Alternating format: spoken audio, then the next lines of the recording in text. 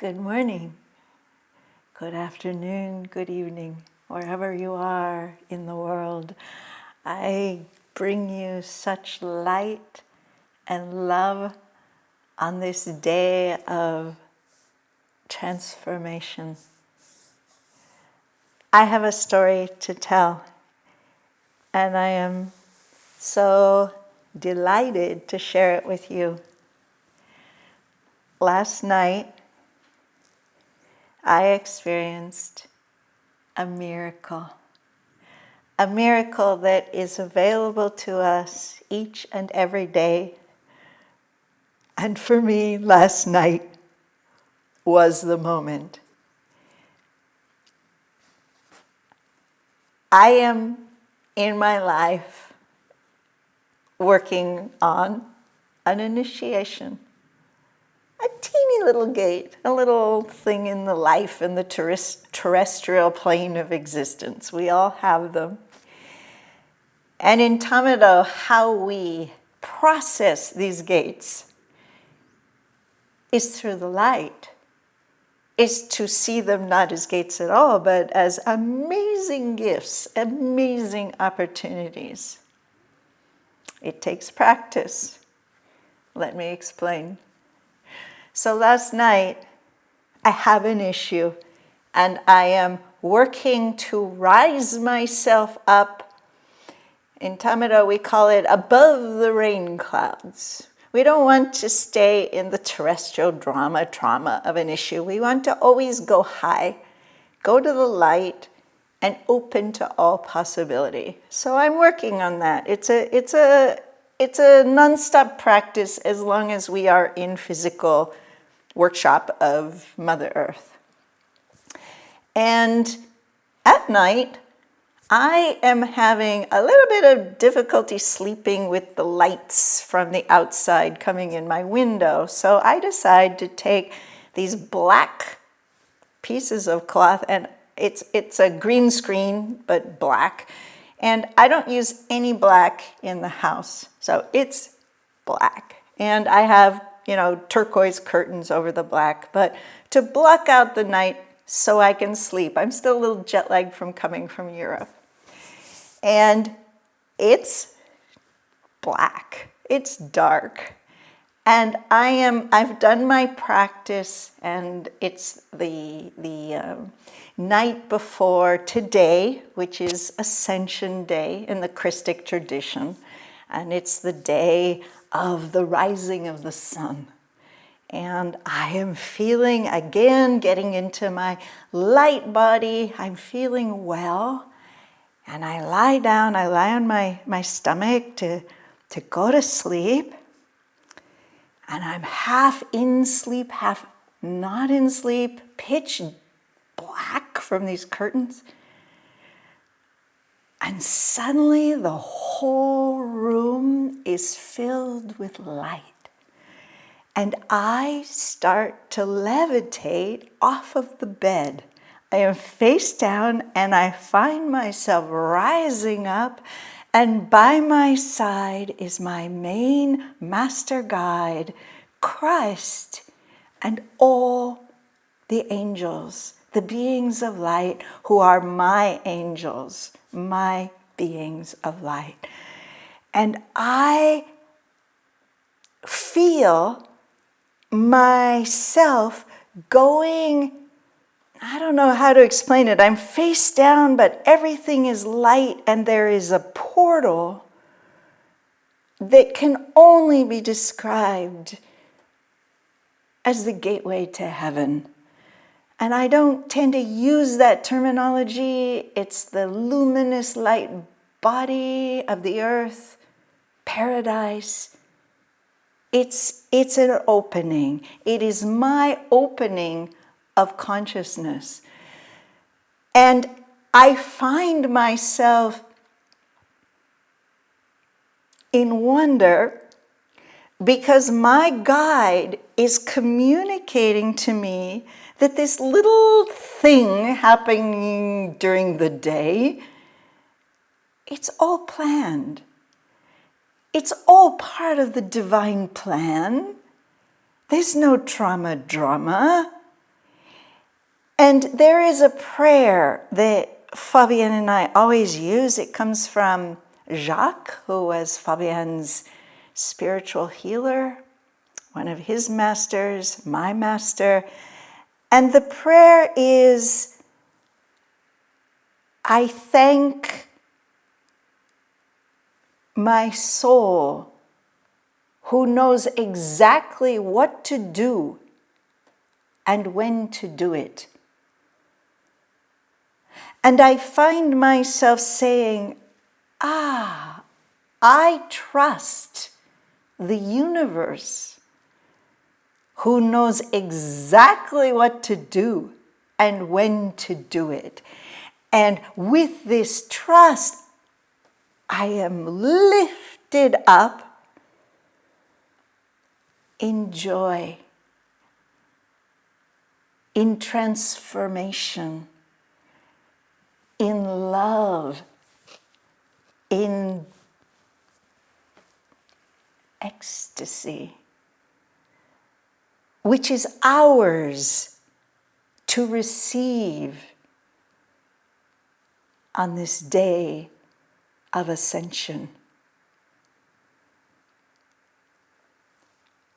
There is a difference of having this prayer, this mantra that we always practice, and suddenly the mantra becoming a living, energetic,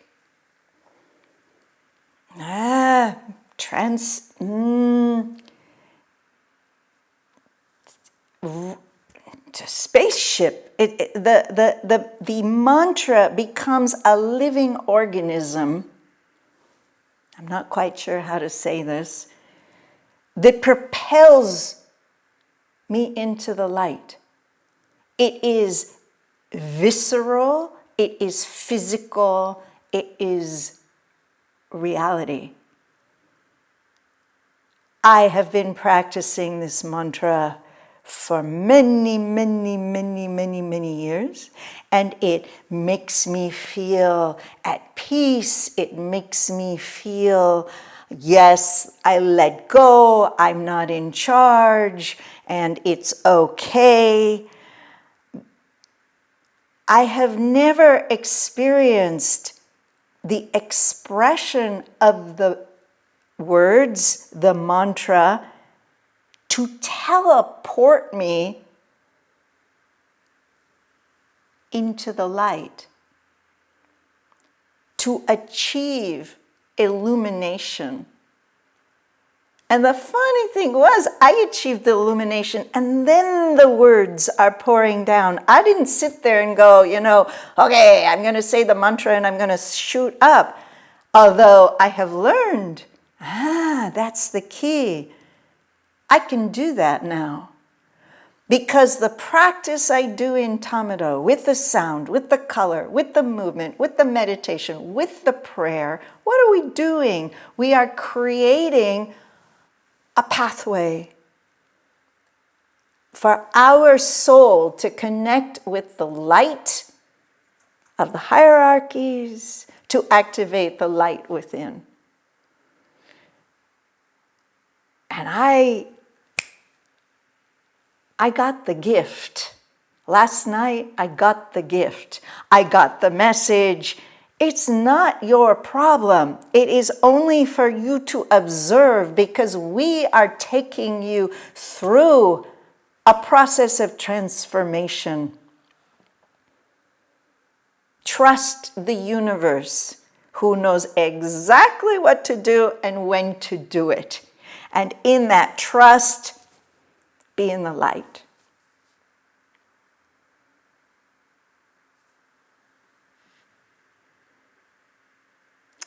I am here today to transmit to you something that you probably know, but maybe have forgotten. What is the mystery of Golgotha? What is the deep knowledge of the mystery teaching of the crucifixion of Christ and the rising of Christ.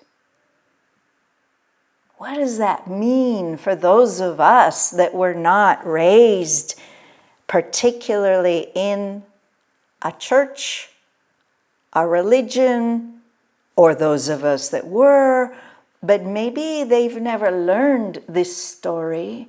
Because the story I want to tell you comes from Rudolf Steiner, who is one of our masters in Tama-Do, the master of theosophy, anthroposophy, who has a great channel, and had a thing or two to say about traditions, but seeing into the depth, into the secret initiatic teaching of the tradition. So what is this celebration, this Eastery thing with little bunny rabbits and the coming of spring and the little birdies chirping? There is all of that. There is the pagan uplift of time to get going, time to nest, time to mate, time to have new projects. There is a lift up. And all of us should be feeling it. That's one piece. What is the deeper meaning of the transformation, the crucifixion? We are taught that Christ died for our sins. I don't believe that. That's not the mystery teaching. Long, long ago, as the story goes, the sun, the moon, and the earth were one. We were united. There was no duality, no separation. In the Golgotha, this is the moon time order, where all is one. The sun breaks away from the moon and the earth and takes with her the Elohim, the great archangels with the wisdom and the knowledge of God. Suddenly the archangels are ruling from outside instead of inside the Trinity of the sun, the moon, and the earth. There is a separation. In the Lemurian time, the moon separates and takes with her the mystery teachings that are linked to the gossamer ephemer of the moon. The earth is left alone, naked, relying on the light of the moon when she is full and the light of the sun. And we as inhabitants on this earth were longing to go back to become one with the sun and with the moon. The job of this man, this young man named Jesus, was to connect with his Father, the Son. The Christ became the Christ at age 30. Before he was Jesus, just like us, learning, going through his stuff, trying to aspire to reach the portal of light where he had direct oneness with his Father, the Father that is inside of him and the Father that is all around, his Creator. The story goes that at age 30, after Christ has come back from his trip to India, where he learns all sorts of things, including the process of achieving Mahasamadhi. the great bliss, which only yogis can do. And in that process, the yogi stops the body from functioning. Some yogis then eject from the body forever, free to remain in the light as spirit. In the case of Christ, as you know, he used this technique to get him through the crucifixion, to be able to rise again. So let me walk you through that a little bit. If we believe, as I teach, in the Noble Hero's Journey to the Light, Shamanism of the Light, my book, that we are noble heroes and everything that we do in the life is a choice, an initiation to open us to the gift of the light. Christ was no exception. He chose the life to become an ascended master. And to be an ascended master, one has to eject, let go of his physical form in sacrifice for the betterment of humanity.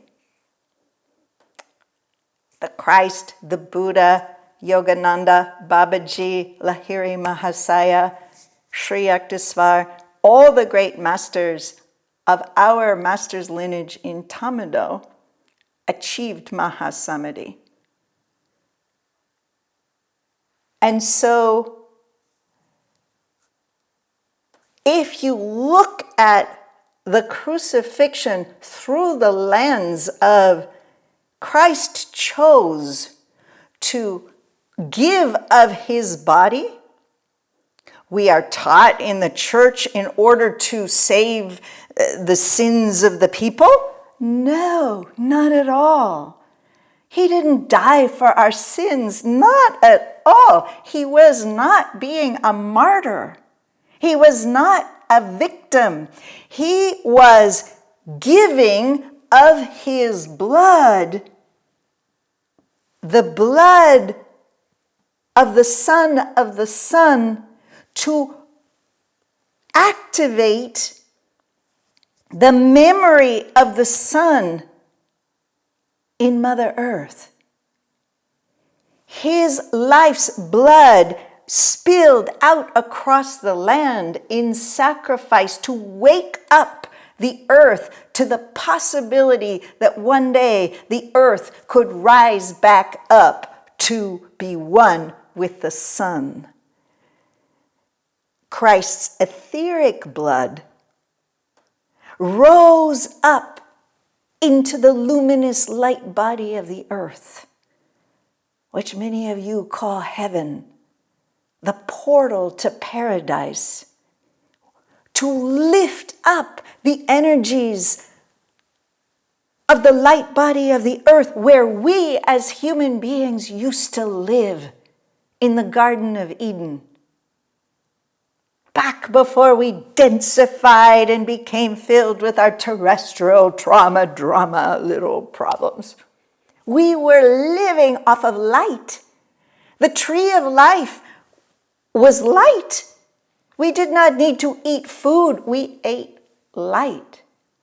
And so the blood of the Son gave a transfusion up into the luminous light body of the earth where we used to live, as a memory, as an activation of all the little electrons and particles to help us to magnetize up to the possibility of being up at the level of consciousness where we used to live.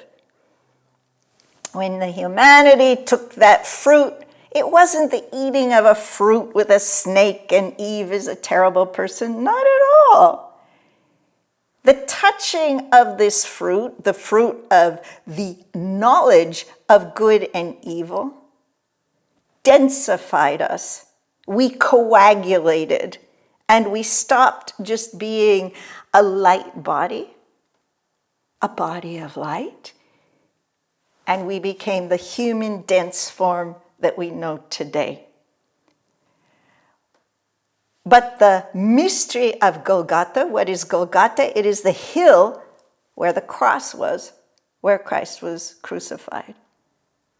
And the mystery is that his life force, his blood, activated the memory so that once a year, if we link to the mystery of Golgotha, we can feel the rising up and touch the Garden of Eden. And last night, I was in it. I received the mystery, as can you, each and every day, and certainly today. It takes consciousness. It takes the practice of Tama-Do. It takes the sound, the color, the movement, the clearing of the way, so that I was so open to receive the mystery. So when the Christ was being crucified and his body was being deconstructed, dematerialized in a very violent fashion, the churches tend to say that Christ's last words were that he cried out in pain and suffering to God, "O God, why hast thou forsaken me?" And according to Steiner, and I really like this is not what he said. This is a bad interpretation of the Aramaic language that was being used at that time. And the words that he actually said were, "Oh God, how thou hast risen me. Look how thou hast risen me, how I am rising up because of you." I can't speak the language, I'll do it terribly. Eli, Eli, lama sabachthani, meaning, my God, how thou hast raised me, how thou hast exalted me, how thou hast put me in bliss. I feel no pain. I feel no suffering. I am in ascension. I have achieved illumination in the moment of sacrifice, which isn't sacrifice at all. It is love. How can love be sacrifice? It is a giving to Mother Earth, which is the great gift that Christ did for us, to wake us up to the possibility of rising to the luminous light body of the earth, to the light above and the light within. We must remember this when we are suffering, when we are down in the drama of the daily life. Oh, how thou hast risen me, how I am rising myself, because I trust that the universe knows exactly what to do and when to do it. Happy ascension. And may the light always shine from within and without. Thank you.